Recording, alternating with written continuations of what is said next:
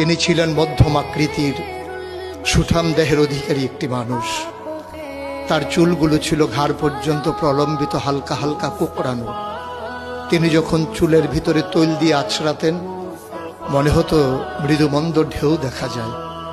তার কপাল ছিল চওড়া, ভ্রুগুলো ছিল জোড়া ভ্রু, ধনুকের মতো বাঁকা। চোখের পাতাগুলো ছিল ফুটন্ত গোলাপের গোলাপি রঙের এক একটি পাপড়ির মতো। তিনি কখনো বা যখন চোখের পলক ফেলতেন মনে হতো মৃদুমন্দ বাতাসে গোলাপ পাপড়ি যেন দোল খাচ্ছে। তার চোখের সাদা অংশ ছিল রক্তিমাভ সাদা, কালো অংশ ছিল কৃষ্ণ কালো। তার নাকটা ছিল খাড়া, নাকের ছিদ্রগুলো ছিল ছোট ছোট।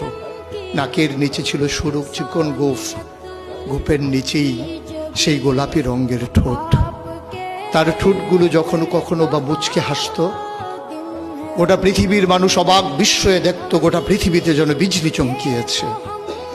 তিনি কখনো বা যখন এই রাস্তা দিয়ে হেঁটে যেতেন, 1 মাস পরেও কখনো যখন সাহাবা হাঁটতেন তার গায়ের জান্নাতি গন্ধ তারা পেতেন।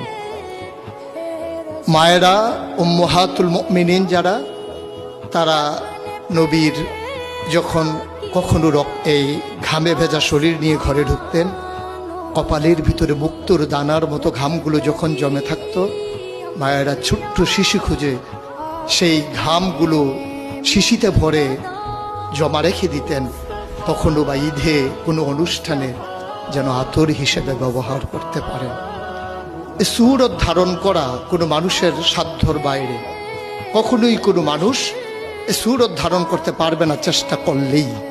কিন্তু তার সিরত যেটা অনুকরণীয়, অনুপম আদর্শ, তিনি এসেছিলেন এই জন্যে ওয়ামা আরসালনাকা ইল্লা রাহমাতাল লিল আলামিন।